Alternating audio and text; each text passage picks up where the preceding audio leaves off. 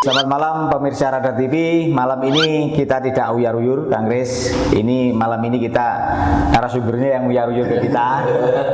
Ada apa hari ini? Kita kehadiran tamu yang uyar-uyur ke sini. Ya. Jadi Ketua ESI Kota Blitar. Ya. Panggilnya apa ini? Bos atau Apa saja? Mas? Ya. Mas Abram. Ini Siap. gimana terkait dengan ESI Kota Blitar? Apa tujuannya? Terus gimana ini? Mari kita saksikan bersama. Kang Kris, silahkan yang lebih tahu dari game-game kayak gini. Monggo. Salah sebenarnya yang pelaku itu Mas Jutu. Pak Bos malah. Dia pelaku game. Pelaku game. Game apa dulu? Gimana sih perjalanan atau awal mula ESI? Atau diceritakan dulu ESI itu apa sebenarnya? Jadi mungkin orang taunya kan main game ya itu. Sebenarnya ESI sport, kok bisa dikatakan sport itu apa? Kan sport olahraga atau gimana? Betul. Ya. Jadi kalau yang dibahas tentang game, sebenarnya di dalam sebuah game itu ada banyak elemen. Yang pertama mungkin untuk hiburan, fun, Oh, ya, ya. kan? Di situ juga ada pertandingan kompetisi misalnya gitu. Terus yang ketiga juga di situ ada kalau kita bahas mungkin ada peluang usaha atau lapangan pekerjaan. Dari game itu dia. Dari sebuah game, dari satu game ada banyak elemen yang di dalam sebuah game itu. Tapi untuk ESI sendiri itu kan bentuknya organisasi, kita fokusnya lebih ke game-game yang diturnamenkan, yang dipertandingkan untuk pertandingan. kompetisi. Ya. Nanti kita ujung-ujungnya kirim atlet ke misalnya kayak PON, kayak SEA Games. Oh berarti sudah masuk ke internasional juga ya? Sudah. Kita yang kemarin di PON kan ada pertandingan, ada ekspornya juga yang di gitu. PON ya benar yang di Papua aja. PON Papua PON Papua bisa ada. Asian Games atau SEA Games yang bermarkas di Jakarta itu? Oh ya, itu Bentar, spotnya di mana spotnya? sportnya apa itu? Spotnya kan elektronik spot. Spotnya itu yang membuat orang berpikir atau gimana yang dia dikatakan spot itu? Ya, spotnya itu. Apakah Bentuknya pertandingan. Saya sering ditanya gini lah, kalau olahraga kan mesti kayak berkeringat, ya, gitu berkeringat dan kawan-kawan. Sedangkan kalau misalnya saya mau jawabnya singkat aja, kalau boleh dibahas kan catur pun tidak berkeringat. tidak beringat ya? Tapi Yang main itu kan otaknya, ya bahasa kasarnya gitu. Cuman Berarti- kalau dibandingkan e-sport dibandingkan dengan catur, kita malah lebih berkeringat karena kalau apa namanya, saya tidak tahu ya bahasa formalnya, tapi kan otot itu ada otot besar sama otot kecil. Iya. Nah, Betul, kalau betul. di game kan yang gerak tangannya, Tangannya, bukan ya, otot. ya. Malah anak-anak yang kasarannya lebih muda, dia gerakan motoriknya, refleksnya lebih bagus, lebih cepat gitu ya? lebih jago pasti. Lebih jago. Sampai di kalau misalnya boleh dilihat kalau kita misalnya main yang kasarnya yang sudah umur ini, kalau misalnya main kan jempol 2 ya Pak. Jempol 2 ya. Tapi kalau di YouTube itu bisa sampai 4 jari 8 jari gitu. Begini lah ya. Dan itu jalan semua. Ya. Coba praktekkan. Jangan gini, jangan. Gini loh ya, gini jangan. Ya, enggak boleh gitu, enggak boleh. Enggak boleh. Oke. Terus untuk Kota Blitar sendiri ya, Mas. Jadi gimana Kota Blitar sendiri menghadapi kayak seperti itu? Organisasi ESI sendiri gimana? Terus mewadahi teman-teman dari Kota Blitar, pemuda Blitar sendiri sebenarnya gimana itu? Jadi kalau ESI ini kan kita karena ujung-ujungnya adalah turnamen. Kita ujung-ujungnya nyari prestasi bawa nama Blitar kayak gitu ya. Jadi kan fokusnya kita lebih ke atlet, kita penjara atlet dan kawan-kawan. Sebenarnya kalau boleh dibahas dari apa namanya masyarakat Blitar ini, maksudnya atlet prestasinya ini sebenarnya banyak. Oh, gitu. Tapi sebelum ada ESI atau sebelum ada kasarnya organisasi formal yang menaungi, Betul. jadi bentuknya itu kita atlet-atlet kita itu dicomot. Ada kayak dulu itu namanya diambil daerah lain. Diambil daerah lain, bawa nama daerah lain. Ini mohon izin ya kalau misalnya mungkin disensor, ada salah satu nama itu waktu saya kan ada bisnis waria juga dari 2014.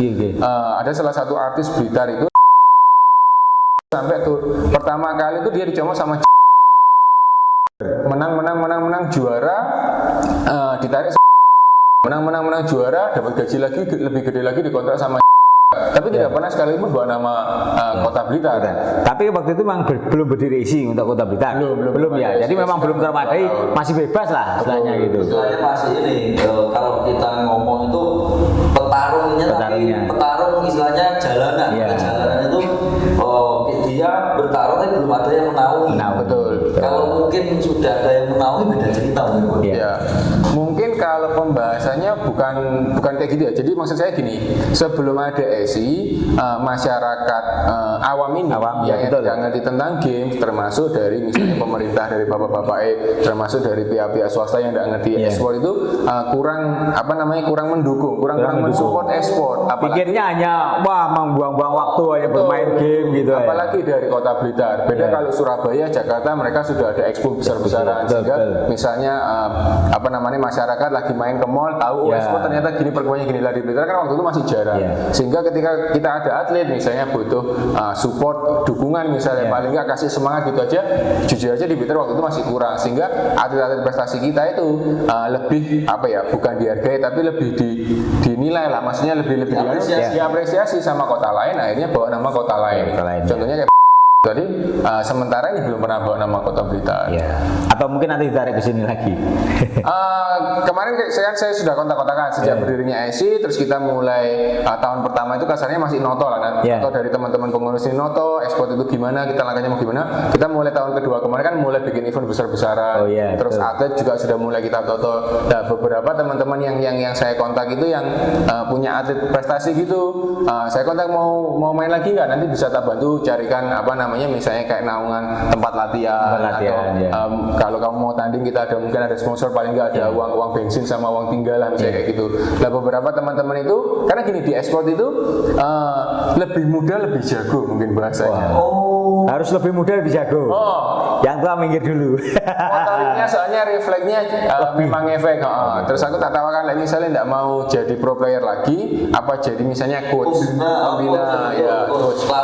Itu ada 1-2 teman-teman itu yang tertarik jadi coach, jadi kita tetap kasih wadah lah, kita kasih wadah supaya jadi coach, kita yang anak-anak muda-muda ini supaya berkembang. Semakin menarik pemirsa. Kita yang ingin kita tahu sebuah organisasi, mungkin kita ingin tahu cara perekrutan. Nah kalau olahraga kan jelas sepak bola kayak gitu. Kalau yang kayak gini tuh ngerekrutnya gimana, terus latihannya gimana, terus pembinaannya gimana, mungkin bisa dijelaskan itu. Kalau perekrutan itu sebenarnya kan gimana ya bahasanya? Kalau di e-sport itu kan ada kayak dunia sendiri lah. Kita ada komunitas sendiri, apalagi dunia digital kan berkembangnya lumayan besar. Mulai dari Facebook, IG dan kawan-kawan itu sekali kita mau bikin kegiatan atau event atau ada info apapun tentang e-sport itu nyebarnya kan sangat gampang. Karena dunia digital ini kan cepat. Sebenarnya kalau misalnya mau perekrutan, kita mungkin bisa sebagai orang e-sport lama itu, teman-teman e-sport lama itu bisa lihat, sing jago sing ini sebenarnya bisa. Cuman kalau kita bentuknya organisasi kan kita harus fair. Kita harus ngasih peluang ke teman-teman lain yang mungkin belum terlihat skillnya, tapi dia mungkin punya bakat, punya jago. Sehingga kita bentuknya sementara ini kita bikin turnamen. Kemarin sekaligus merekrut anggota gitu. Merekrut anggota untuk atlet-atletnya kita rekrut juga. Terus latihannya? Latihan untuk itu apa, tetap kompetisi itu atau tiap para latihan bareng gitu? Latihan bareng. Jadi kalau latihannya biasanya gini, kalau saya turnamen biasanya tidak pernah satu, mesti dalam satu waktu itu ada mungkin 2-3 cabur, satu dari PS, satu dari mobile, satu dari PC rencananya gitu. Cuman PC hari ini kan agak keberatan soalnya memang ada kategorinya gitu, yang pakai PC ya pakai anu gitu. Tapi kiranya pakai handphone aja gitu loh. Kalau kita ingat itu bos, Blitar Jadul. Blitar Jadul. Nah, yang waktu lalu itu salah satu kontennya itu adalah perlombaan e-sport. Dan beliaunya ini yang ngerangkul teman-teman itu mau bikin kegiatan itu, betul. Yang kita tahu latihannya piye? Maksudnya latihan itu cara melatih seseorang. Kalau latihan mungkin kan bisa main gini ya, terus melatihnya gimana? Kalau ngelatihnya ya hampir sama kayak misalnya kita bahas mau sepak bola, pasti ada model kayak bootcamp. Caranya nyerangnya gini, waktu latihannya, ada strateginya. Contohnya misalnya kayak game Mobile Legends atau Dota, misalnya 5 musuh 5. Itu kalau di sepak bola mungkin ada strikernya, ada kipernya. Di situ juga ada carry-nya, ada support, ada mid laner, ada teorinya ini kalau yang nyerang ini gitu ya. Nanti yang satu misalnya yang 4 perang dulu, yang satu cari duit dulu biar bisa senjatanya lebih kuat. Nah itu ada strateginya. Jadi nanti menit berapa mau perang, semua ada strateginya. Terus kalau untuk realitanya sendiri itu biasanya semakin banyak kita latihan semakin bagus. Cuman ada batasannya. Sebenarnya kalau teman-teman e-sport, teman-teman gamer itu suruh duduk depan komputer main game, bawa sehari 12 jam pasti kuat. Tapi kan tidak boleh. Masalahnya itu tidak boleh kan. Tidak sehat juga. Kita ada aturan misalnya kita latihan sehari 5 jam. Nah, 2 jam main, 1 jam misalnya kayak mau membahas apa namanya strateginya. Oh, tadi kamu salahnya gini, nanti liburnya jam berapa misalnya gitu. Kita latihannya seperti itu. Terus tandingnya pun tidak harus misalnya kayak sepak bola nih, aku mau musuh ke Panjen nanti janjian tanggal 18 misalnya Blitar musuh ke Panjen kayak gitu kan. Mesti datang ke sana nyiapkan gini. Kalau e-sport enggak, kita ada grup itu se-Jawa Timur. Gitu. Langsung mau tanding siapa, kita tinggal ngecek di grup nih, butuh musuh 5 fun buat latihan. Setiap hari langsung gitu ya, 5 dipertandingkan gitu. Langsung tinggal. Sampai berapa jam itu? Sampai berapa waktunya berapa jam itu? Kalau satu pertandingan standarnya sih antara 30 menit sampai mungkin 45 menit. Kalau game lama bisa 60 menit. Itu kalau sepak bola langsung berhadapan. Satu battle. Ya kan tahu wajahnya. Kalau game berarti kan nggak tahu. Tadi sama Surabaya itu pokoknya ngawur ya. Ada suaranya. Iya, lah ya itu kan berarti kan nggak berhadapan. Mau marah mau apa silakan kan begitu. Gitu ya. Terus saat ini sendiri di Kota Blitar berapa anggota yang sudah tergabung terorganisir? Anggota pengurus atau anggota maksudnya pengurusnya berapa, anggotanya berapa gitu? Kalau kita pengurus totalnya 26 pengurus. Salah satunya juga stafnya Bapak Mbak Dia juga. Itu salah satu apa namanya pengurus aktif. Itu seksinya apa aja tuh? Seksinya apa? Seksi menyediakan apa-apa gitu. Itu seksinya sama. Sekretariatnya Pak Bos. Bendahara saya Pak Bos. Oh gitu. 26 pengurus. Kira-kira apa saja yang itu? Contohnya seksi apa gitu? Apa seksi game? Sebenarnya sama aja. Jadi mungkin yang sama kayak ketua harian, sekretaris, bendahara dan kawan-kawan. Mungkin yang kita sedikit berbeda itu ada kayak misalnya bagian wasit, atlet dan ada wasitnya juga ya? Gitu. Ada wasitnya? Ya, sama satu lagi ada seksi misalnya ketua bidang apa namanya atlet prestasi. Jadi khusus ngurusi atlet prestasi. Satu ada ketua bidang, saya lupa namanya, fokus untuk misalnya kayak event-event penjaringan atlet, dia yang konsep kayak gitu. Ada. Terus kita juga ada divisi ketua bidang untuk kesehatan, karena di e-sport sendiri itu banyak sekali yang tidak memperdulikan kesehatan, yaitu gitu. Jam latihannya ngawur, misalnya tanding full. Jadi tahu-tahu pijan, tahu-tahu tipes biasanya. Saya paling gampang tipes. Soalnya kalau anak warid, anak gamer itu mainnya ngawur, kopi los, Indomie. Ya, wis ya. Matanya langsung gini terus pokoknya. Apalagi keseser kalah tuh. Itu tapi berapa ratus ini yang saat ini yang terkumpul di sini? Kalau untuk atlet yang terjaring, jadi nama-nama atlet terjaring yang belum kita bina, maksudnya yang sudah terjaring itu ya sekitar 5.000-an. 5.000 untuk Blitar aja? Ya, saya kan kota, jadi terimanya berarti Blitar kota tok itu 5.000 pemain e-sport aktif. Ada ID atau ada apa pengenal mereka gitu? Pernah dikumpulkan maksudnya bersama-sama kumpul kayak gitu. Turnamen itu kalau kita turnamen gitu ya? Ya, turnamen yang di Blitar Jadul itu 128 tim dikali 2. 128 kali 2 berarti 246. 256 dikali 5 orang. 5 orang. Berapa berarti? 256 ya 1.000-an. 1.200 sekian. Ya, itu kan sudah terjaring, datanya kan kita pegang. Jadi nanti kalau misalnya teman-teman itu punya apa namanya? Bukan niatan tapi pingin lebih lagi, ke jenjang lebih lagi, pingin jadi pro misalnya, niat sampai di sana ada. Tingkatannya berapa? Ada master, ada yang gitu. Kalau kita mungkin cuma 2 ya, yang amatir sama yang pro gitu aja. Belum master ya? Belum, udah ada kayak gitu itu belum. Master tuh medok main menang. Oh, iya. Terus jadi kalau idealnya dalam waktu sehari itu latihan atau main berapa ya? Itu untuk kesehatan mungkin untuk apa dulu? Untuk niatnya jadi atlet atau untuk misalnya sekedar hiburan? Sekedar hiburan sih kalau menurut saya pribadi ya. Jadi kan apa namanya, untuk hiburan ya sama kayak kita. Sampai dulu waktu masih muda, masih misalnya sekarang masih kecil misalnya masih konangan. Wis tuwek. Sampai sekarang misalnya seneng futsal nih, sehari berapa jam sih futsal? Kan tidak boleh berlebihan. Sejam 2 jam karena untuk hiburan. Jadi kalau misalnya dia masih sekolah atau dia bekerja ya sehari 2 jam 3 jam gitu masih normal lah untuk melepaskan, misalnya pernah di kantor banyak masalah, main game seneng-seneng itu bisa. Tapi kalau untuk memang fokusnya atlet supaya nyari prestasi atlet, setengahnya juga mungkin ada penghasilan sebagai atlet kayak gitu tuh ya mungkin sehari 5 jam 6 jam. Sehari 5 jam. ngaduk Minimal. ngaduk handphone terus. Enteng, soalnya bagi mereka 5 jam 6 jam malah nggak mau. Biasanya 5 jam 6 jam pulang masih main lagi. Diajak bicara ndak konsen dah gini terus. Wis kadung itu bos. Jangan main gini. Oh, jangan salah, beberapa pemain e-sport itu ya namanya kelebihan dan kekurangan. Tapi salah satu kelebihan pemain e-sport itu bahasa Inggris biasanya. Bahasa Inggris dia pasti setengah lancar. Pasti menguasai. Soalnya kan kita game banyak yang online sampai musuh bule-bule. Yang kedua salah satunya adalah apa namanya? Multi apa itu yang misalnya aku sama nyetir sama mainan HP itu apa namanya? Multi talenta atau multitasking. Biasanya rata-rata pemain e-sport multitasking. Kalau misalnya dia lagi main game bisa ngobrol gitu biasanya masih bisa ngerespon. Masih bisa. Berarti masih tetap merespon gini ya, Mas. Ini otomatis. Sambil tidur. Iya. Nah, ini satu lagi yang untuk peserta ini. Ada enggak batasan umur dari yang disampaikan itu? Mungkin gak boleh anak SD atau gimana? Itu ada kan seperti itu atau orang dewasa yang seumuran berapa enggak boleh itu?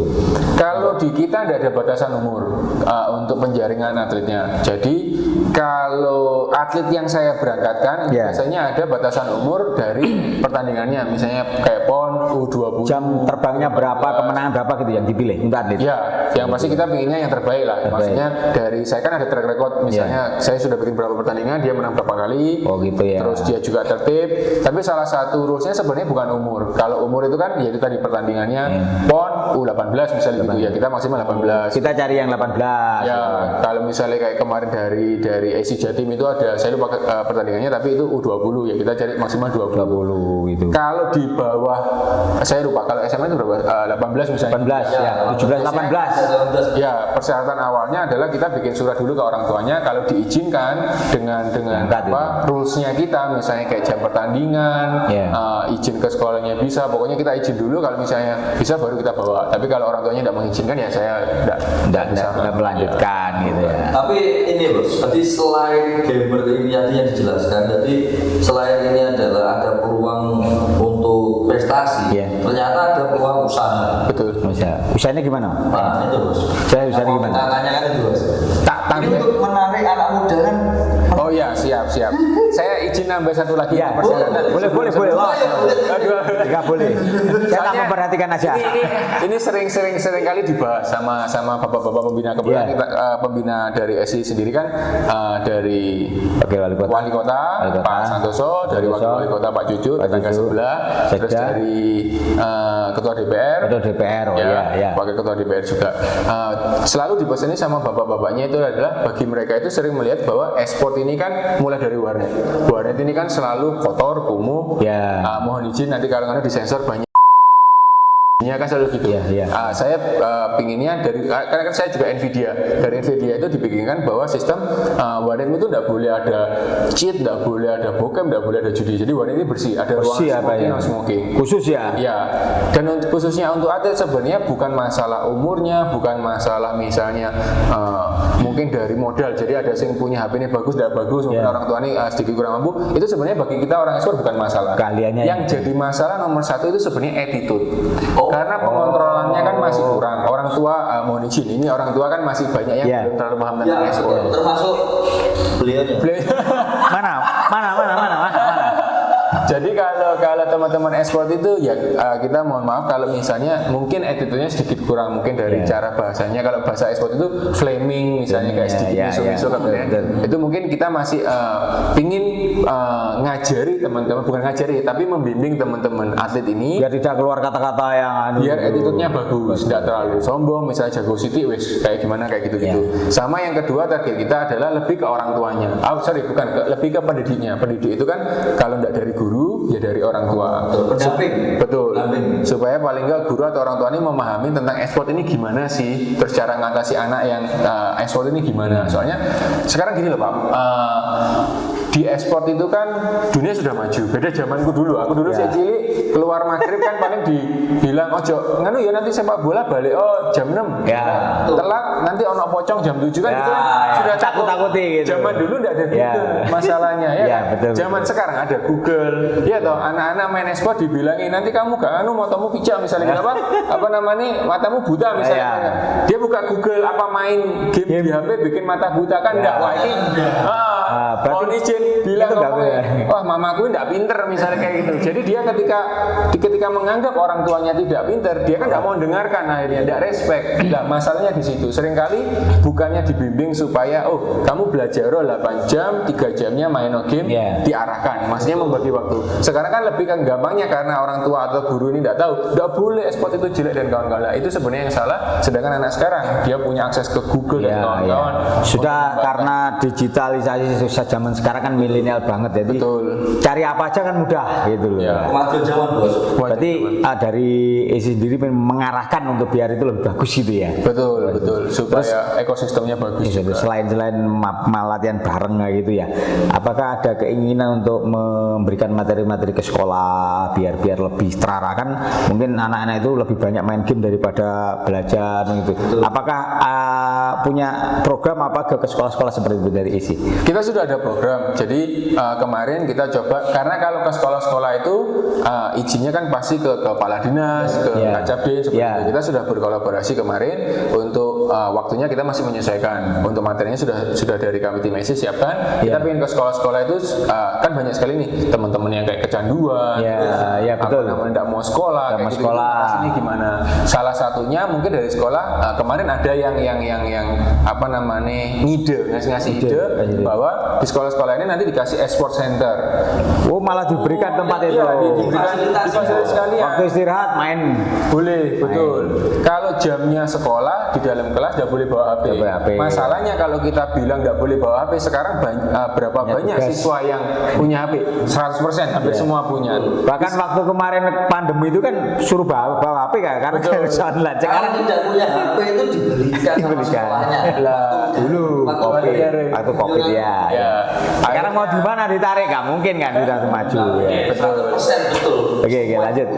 Jadi dikasih kayak corner atau spot atau sport center gitu di salah satu ujung sekolah, dikasih spot. Jadi dia boleh mainan HP atau bawa HP, atau misalnya mau telepon orang tuanya minta jemput, cuma di situ aja. Sisanya di ruangan sekolah lain tidak boleh bawa HP.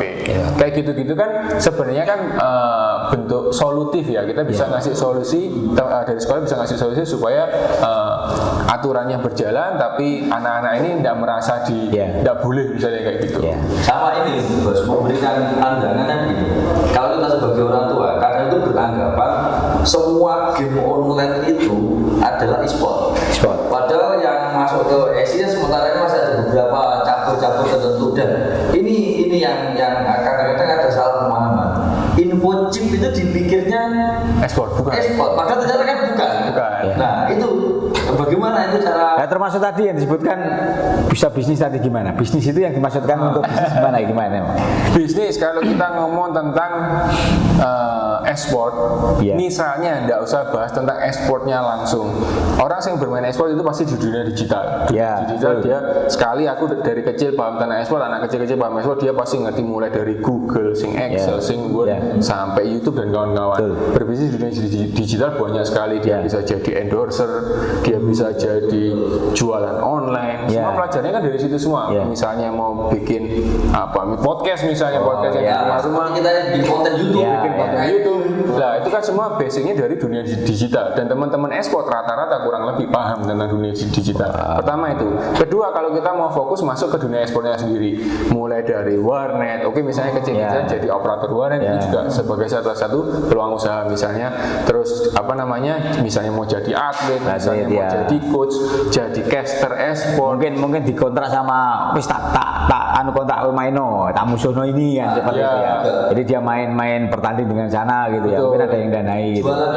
Dibayari gitu. Jualan barang-barang yang e-sport, jualan online barang-barang yang e-sport, bukan jualan online baju loh ya.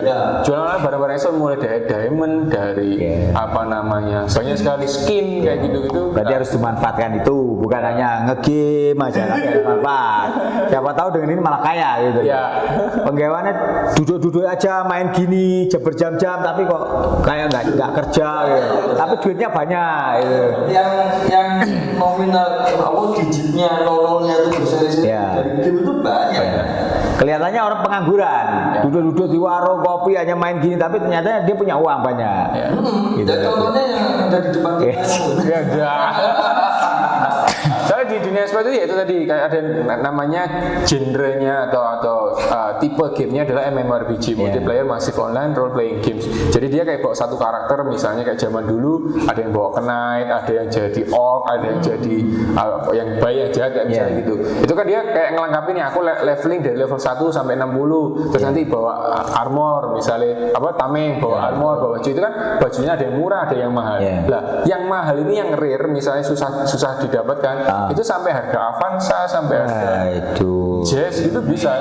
Dan itu transaksinya sudah bukan hal yang bagi kita mengagetkan gitu, bukan biasa gitu ya. 50-100 juta itu tapi memang lagi hoki nih orang dapat segitu. Mohon maaf, ini berarti tapi kan bukan judi kan, kayak gitu kan bukan ya. Beda yang info. Kadang-kadang kan chip diperjualbelikan akhirnya ketangkap gara-gara kayak main judi, itu gimana? Kayak gini nggak ada ya kayak itu. Enggak, kalau di e-sport nggak ada misalnya apa? Chip itu bukan masuk ke e-sport. Kita kalau ditanya cabangnya berapa, sementara ini 26 cabang olahraga banyak, tapi kayak chip itu bukan kayak ya ada yang mirip-mirip chip, kayak misalnya ada kartu apa gitu yang kayak kartu Jepang atau apa itu kan ada di pertandingan e-sport di Jepang kalau nggak salah ada, itu juga ada. Cuman kalau diperjualbelikan itu bukan berarti kan harus kayak judi kan gitu, bukan kan? Bukan. Jadi skinnya apa kayak art digitalnya itu ada value-nya. Kalau di Exhibitor ini berapa tahun ini? Sudah berapa tahun ya? S-nya 2 tahun. 2 tahun sudah ya? 1,5 tahun, hampir 2 tahun. Sekarang atlet mungkin kalau di bulu tangkis apa itu peringkat sudah Kota Blitar ini sudah tingkat berapa gitu untuk peringkatnya? Untuk Jatim atau ada berapa atlet yang sudah pro, bukan amatir lagi, itu kira-kira berapa? Terus apa namanya ini sudah ini kayak tadi disebutkan yang diambil itu kan belum ada isi ya, tapi sekarang itu cetakan atau dari sudah terwadai isi itu berapa peringkat atau berapa atlet yang kalau nanti misalnya bisa ngobrol sendiri sama nanti saya undang ke sini. Ada namanya Fajar Rofianto. Fajar tanda kutip Salvatores Rofianto. Jadi ada IGN itu in-game name. Dia nama besarnya di game itu Salvatores. Itu orang Blitar juga, salah satu pengurus juga. Kebetulan atlet juga, jago juga. Dia Desember kemarin itu mulai Desember awal sampai Januari awal. Jadi full 1 bulan, full setiap hari tidak libur. Sehari tanding 5-6 pertandingan. Itu untuk memperebutkan 5 slot di Asia Tenggara. Di Asia apa Asia Tenggara gitu. Dia tanding setiap hari sama sebulan di Asia Tenggara, dia perbutkan 5 slot, dia dapat salah satu dari 5 slot tersebut untuk pertandingan di Swedia. Di Swedia memperebutkan hadiah $1 juta. Itu dan beliaunya berangkat. Itu berangkat ke Swedia, tidak main dari sini enggak ya? Itu harus berangkat ke sana ya? Waktu kualifikasinya main di sini. Main di Blitar sendiri. Main di Blitar sama timnya. Timnya kan juga pecah-pecah, ada yang teman dari Jakarta, ada teman dari Bandung. Jadi terus kemudian lolos main di sana nanti. Ya, lolos kita ada bootcamp dari ESI di mana namanya di Jakarta dulu. Ada screening pelatihan dan kawan-kawan. Baru berangkat ke Swedia. Dan dari Swedia itu modelnya kayak benua-benua. Benua Asia ini cuma berapa gitu ya? Benua Amerika cuma 5, benua Afrika cuma 5. Jadi totalnya cuma ada 40 tim terbaik dunia yang tanding di sana. Salah satunya kita kirim. Pertanyaannya, akhirnya berapa dia main gini? Saya apa pernah dicek dari isu Blitar? Cari orang yang akhirnya tinggi untuk main itu. Karena saya sendiri itu sudah tidak telaten lah main gitu kan, terlalu apa ya? Terlalu rumit kalau kita nggak terbiasa kan terlalu rumit itu. Wah. Kawan-kawan kita mau main game. Tapi kelasnya belum.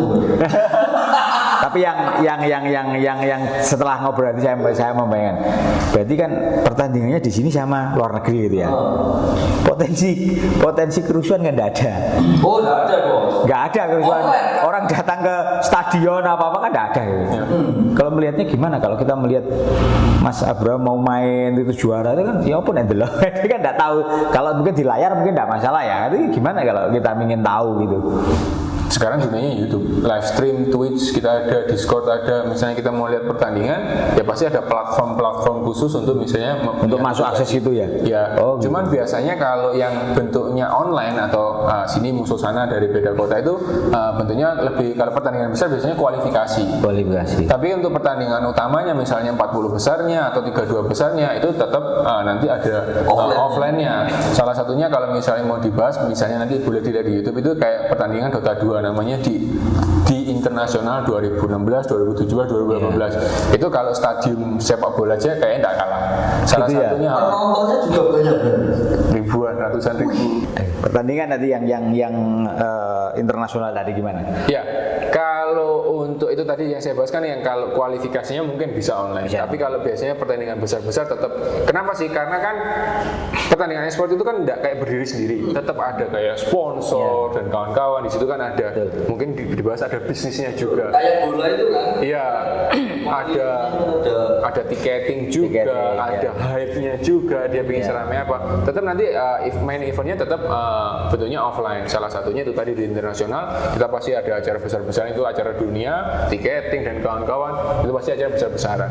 Tapi kalau misalnya menurut saya ya pribadi itu yang paling keren itu, saya lupa kalau tidak saya 2016 kalau udah 2015 ada game namanya League of Legends, salah satu game besar juga.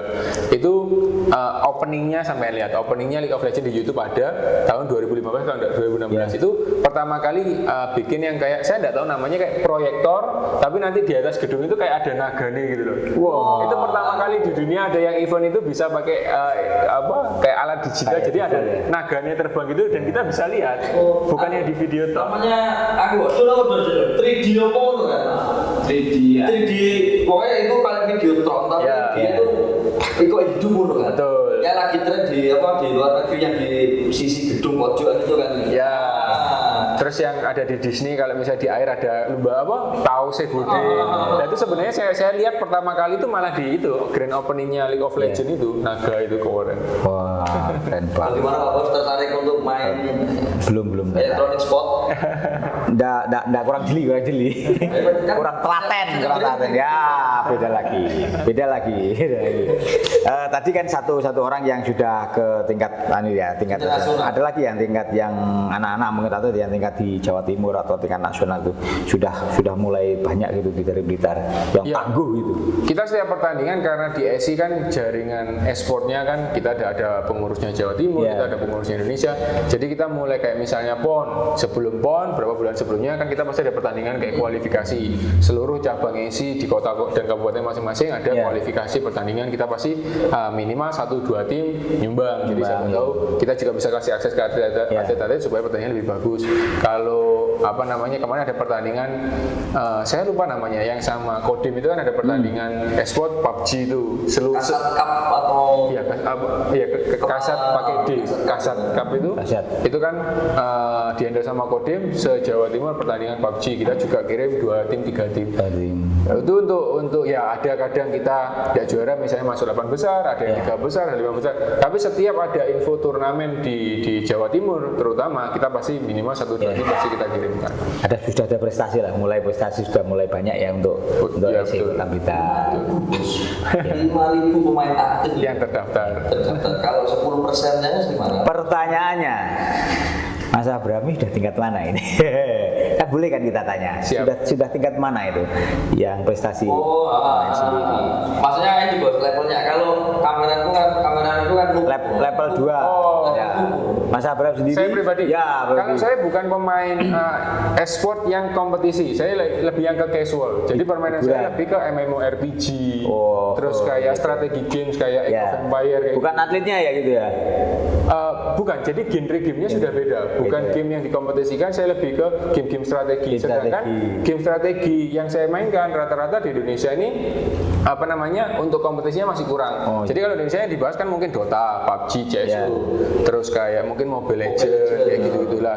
Yang gitu malah saya mungkin mainnya fun-fun aja. Saya lebih senangnya game strategi kayak bangun ini untuk pertahanan, menyerangnya gitu ya. Itu di Indonesia pertandingannya masih kurang ramai. Dulu itu namanya COC. Nah, COC juga yang di HP. Kalau kita lihat game-gamenya itu kan bisa jadi tokoh-tokohnya itu kan tokoh-tokoh fiksi yang luar negeri gitu. Ya, karakter adakah enggak untuk Indonesia sendiri mungkin apa yang gitu ya. Mobile Legends sudah mengangkat berapa ya? Saya lupa kalau enggak 3-4 ya. 3 tokoh Indonesia yang di laut-laut itu apa? Roro Kidul. Terus Gatot Kaca. Terus ada 2 enggak 3 saya lupa. Itu salah satu game Mobile Legends ngangkat kan di game itu namanya kayak hero ya. Ini jagonya apa? Salah satunya hero-nya atau legendanya legenda Indonesia diangkat gitu tadi. Salah satu gamenya itu. Berarti cewek cowok Gatot Kaca itu mewakili peranan seorang laki-laki laki-laki, kalau yang Roro Kidul hero dari perempuan gitu. Legendanya Karena Indonesia. pemainnya ini tidak hanya laki-laki, pemain Perempuannya juga banyak. perempuan juga banyak. Di Blitar banyak. Ya, tapi ndak sebanyak itu. Oh. Maksudnya kayak misalnya di Warna saya Ya. itu anggota aktifnya kan misalnya sehari kapasitas 50-60 ya 4 orang 5 orang ada perempuannya ya 5% 10% Ada klasifikasi apa? Berarti ada klasifikasi enggak untuk satu tim itu perempuannya berapa enggak langsung? ada pertandingan yang khusus ladies misalnya kayak PB ladies Ya. PB gitu ada. Oh. Cuma saya sampai hari ini belum bisa mengumpulkan sampai fix 5 yang niat belum. Tapi pernah sekali ngirim pas mereka lagi Iya.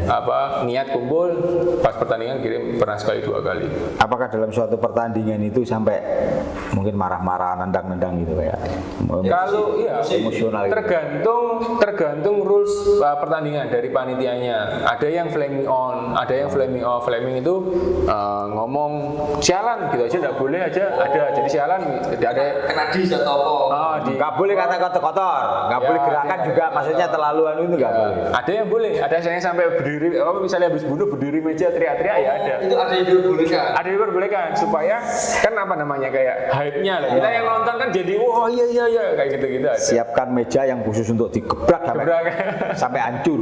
Wah, heroik banget itu. Wah, dor. Dramatis. Iya, dramatis. Doni itu bahaya, komputer dar gitu. Bahaya Ini itu. lapangan game udah oleh cedek-cedek kamera, cedek komputer. Oh, rusak. Rusak kabeh itu. Terus mungkin ini yang semakin malam semakin seru Kang Kris ini. Kita Bisa berseri-seri, Bos. ya mungkin kita ingin tahu dari pengurus ISI ini apa himbauan untuk mungkin orang tua kan Ya, betul. kadang-kadang kan masih menganggap bahwa permainan game itu terlalu menyita waktu dan menggambur-gamburkan game ini. Mungkin dari ISI bisa menyampaikan atau harapan atau gimana terkait dengan orang tua maupun dari generasi muda sendiri untuk itu. Kalau saya sih harapannya kan yang sering dibahas itu tadi attitude. Atau penilaian buruk dari orang tua tentang e-sport ini sehingga kita ketika berusaha untuk misalnya ngasih wadah untuk memberikan saran atau masukan handle anaknya atau tentang e-sport ini kita bisa manfaatkan lebih positif itu seringkali sebelumnya apa itu e-sport harus ditolak dulu sebelum kita berbicara. Sudah dipetakan. Sedangkan kita kan pinginnya cuma ngasih wadah mulai dari orang tuanya supaya memahami anaknya supaya anaknya juga misalnya pengen berprestasi pun kita mungkin bisa kasih jalan tapi kita di-cut dulu gitu loh. Berarti harus ada penjelasan orang tua atau mungkin didampingi biar positif lah, tidak lari kemana-mana gitu. Ya, sedangkan kan menurut saya lucunya gini, mereka memandang dunia e-sport atau anak e-sport mulai dari warnet main game ini jelek. Sedangkan jeleknya karena tidak diawasi. Tidak ada yang ngasih wadah atau mengarahkan. Iya betul. Lah, ketika kita mau mengarahkan enggak usah wes, pokoknya wes titik enggak misalnya gitu toh. Sedangkan kalau misalnya kita dikasih akses misalnya untuk mewadai atau mengarahkan kan bisa lebih bagus. Anaknya lebih berprestasi sih. Cara berpikirnya juga mungkin lebih jeli gitu. Itu Bos, kalau di kita bahasanya ya perlu prolog lah. Nanti itu pemahaman awal. Nanti ini loh game. Tapi ada enggak dari anggota atau keluhan-keluhan itu seperti gini gara-gara main itu ikut-ikut ini terus akhirnya prestasi sekolah menurun gimana? Apa pernah seperti itu? Komplain-komplain kayak gitu. Saya enggak memungkiri ya, saya enggak memungkiri. Kejadian gitu banyak. Banyak juga banyak sekali. Enggak sekali 2 kali itu ya itu tadi ketika kita bahas tentang e-sport selalu dibantah dengan lah itu anakku maling enggak Maling itu sebenarnya ya tapi realitanya memang iya bahwa anaknya enggak sekolah memang iya gara-gara game anaknya enggak niat akhirnya enggak bisa berprestasi main game toh lah tapi jangan dipotong di situ aja yang jadi masalah adalah orang tuanya atau gurunya kan juga mohon maaf kurang bisa mengarahkan untuk mengerti tentang e-sport ini apa sehingga main gamenya berapa jam belajarnya berapa jam karena memang tuntutan media digitalisasi ini kan tidak bisa ditolak. Betul, tidak bisa. Semakin dilarang semakin mencuri-curi malah bahaya. Betul. Yang paling betul itu mungkin kalau saya boleh berpendapat diarahkan, iya. Kalau misal diberi pemahaman dalam 1 hari kamu idealnya main game itu cuma sekian jam. Diarahkan gitu ada pengarahan. Kalau dari ini bukan spot lagi tapi menyiksa, misal menyiksa mata karena dia apa kan begitu. akhirnya berkacamata. Benar, apa ada kaitannya kalau sering itu berkacamata gitu akhirnya? Tergantung anunya. Jadi kan ada game HP kan, ya kalau kita misalnya mau repot-repot dikit per HP itu ada kayak radiasi. Kalau misalnya di PC itu ada radiasi itu ada sinar biru dan kawan-kawan. Ada PC yang ada tambahan kayak kacanya. Jadi kalau main lebih dari 5 jam untuk menolak lebih aman, gitu, terlalu sinarnya. atau ada kacamata gaming kalau kita pakai radiasinya kurang. Sebenarnya gitu-gitu tuh negatifnya itu masih banyak yang bisa kita atasi lah. Kita bisa atasi dengan kita memahami itu tadi tentang gimana sih caranya supaya ini bagus, itu aja. Makin seru. Dunia anak muda yang hanya duduk main-main tapi bisa menghasilkan. Dan itu tidak bisa dipungkiri. Iya. Itu ada sekarang yang terjadi. Dulu kita mungkin Pak Bos mau izin mungkin mainannya Kelereng ya.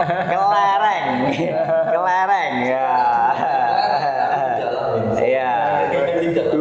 Dulu pergi ya ke tempat biliar main biliar. Sekarang main biliarnya online. Biliarnya di handphone. Caturnya berhadapan, sekarang caturnya langsung pakai ini. Nah, kan begitu. Sepak bola juga begitu, nggak perlu ke stadion. Mainkan aja Messi dengan tangan kita kan begitu. Terus dari apa namanya isi Kota Blitar sendiri ada nggak jargon apa yang untuk biasanya untuk semangat itu? Jargonnya apa ya? Kalau jargonnya sendiri nggak enak Pak. Nanti kalau pas satu tim aja gitu. Isin aku lihat sendiri. Merdeka. Terus ajak nanti temen yang lainnya kita ajak uyur-uyur. Boleh nggak? Tapi boleh siap. Kapan-kapan kita main ya, main kemana begitu waktu ada exhibition. Boleh kita podcast di situ kan? Maksudnya gitu loh. Ya, jagoannya bukan merdeka, hancurkan itu ya Pak ya. Basmi, serang, basmi, habiskan, bantai. Waduh, taunya itu bantai apa ini Wah? Padahal untuk bermain game. Kalau Doni kalah. Oke Kang Kris, semakin seru, tapi mungkin kita lanjut untuk berikutnya. Kita terima kasih atas waktunya dari Mas Abraham. Mudah-mudahan ini bermanfaat juga dari semuanya, tidak bernegatif tetapi positif dan benar-benar menciptakan atlet-atlet yang berpotensi yang cukup bagus lah, terutama di Kota Blitar gitu ya. Pasti. Ya. Oke. Closing statement. Ya itu tadi kita berusaha supaya masyarakat atau atlet-atlet e-sport Kota Blitar ini bisa diwadahi. Yang pasti tidak bisa dari SI sendiri. Kita kan pasti butuh banyak bantuan, mulai dari pihak swasta atau mungkin dari Radar Blitar membuat turnamen.